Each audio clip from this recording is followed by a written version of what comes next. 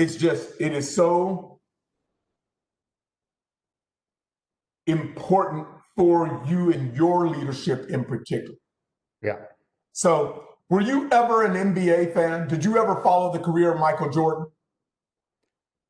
I did not follow Michael Jordan, other than I NBA in the sense, of course, in the 90s, I was like, when after Jordan came back into the Bulls, that's when I really followed him, right? But I didn't grow up here, so I did not know. So you and I the same. I mean, I was here, but I hadn't really been a basketball fan. And then there was something about, I somehow I just wound up watching right when he won that first third title.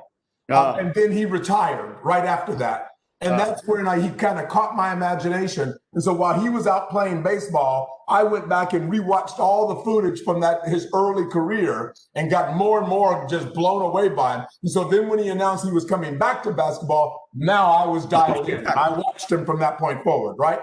Yeah. So, but here's the point I want to make. When Jordan came out of University of North Carolina and wound up at the Bulls and started his NBA career, very quickly he established himself as one of the most valuable players in the league. He was winning MVP year after year after year. And very quick, within the first 3 to 4 years, every other player in the league was like, that guy, that is one of the greatest basketball players of all time. But he was still losing championships. He still couldn't win a championship. And he would, there were all these stories about how he would just explode on his teammates in practice and bully, almost like on the verge of bullying them. And it wasn't unfair of him in some level because, if their skill level was here, he was up here somewhere. And he was up there not only relative to everybody in the league, but to everybody that had ever played the game. And so, of course, his poor teammates, how many of them were going to be Michael Jordans? They didn't have it, right? And he would get frustrated with them because he was like, I'm all in and I'm giving it everything I got. And why aren't you giving it? But because of that, because basketball is a team sport, not an individual sport. He kept he'd make it to the playoffs, and then inevitably he'd get beat by some team that didn't have a single player as good as Michael Jordan. But because they were playing team ball, so then he got lucky and Phil Jackson became his coach. And Phil Jackson is a very sort of philosophical kind of guy and so forth. And it was Jordan later has said it was Phil Jackson that sort of helped him start to see,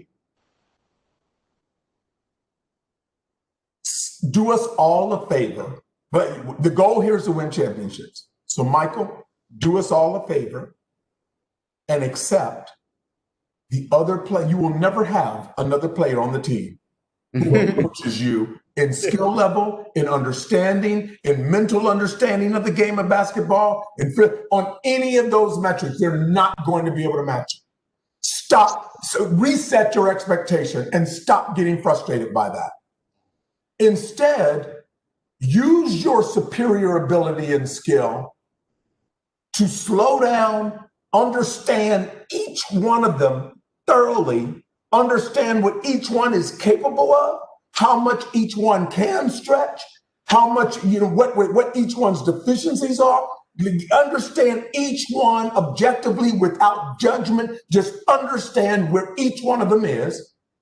And then individually, understand what that means as we go from season to season and the players change, understand what that means at the team level, what each particular composition of people, including you, what that team's strengths and weaknesses are, and then use your superior ability to, as Bruce Lee would say, flow like water and fill all the gaps. Fill all the gaps. So then when you go into a game, don't go into that game doing the normal thing. I'm Michael Jackson. I'm going to put the whole team on my shoulders. I'm going to win this game.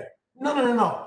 Go into a game and set everybody around you up for success. Meet each one, and then let the game start to unfold. And then as you start to get a sense of the defense and how the team's playing on this given night, who's sick, who's got troubled because he had a bad argument with his wife the day before, whatever's showing up.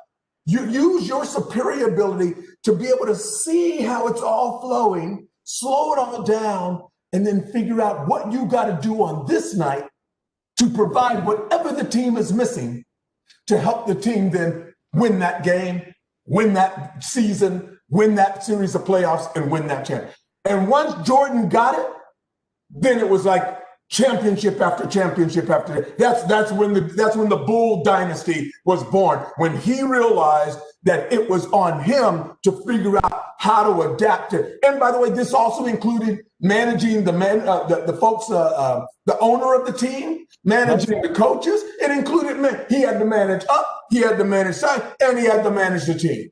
And he used it. But again, instead of expecting that level of excellence from the people around him, he started to, no, there's no upside in that. I'm going to take them for what they are.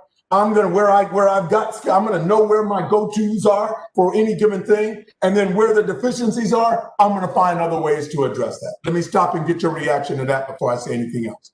That's such a beautiful way of saying it. It's kind of slows down the game, and don't go with any fixed strategy. Fill in the gaps. Which is like, be like the Bruce Lee, fill in the gaps and on the day. I think this is absolutely the right strategy, because then where it works very well, I do not know the story of how Phil Jackson managed it. If Phil Jackson set the goal, instead of forget about the championship, our only goal at any point in time is that game, that day, and then you just figure it out and then forget about the championship, right? We just take one game at a time and then make that be the goal for that day, right? So where we get a little bit more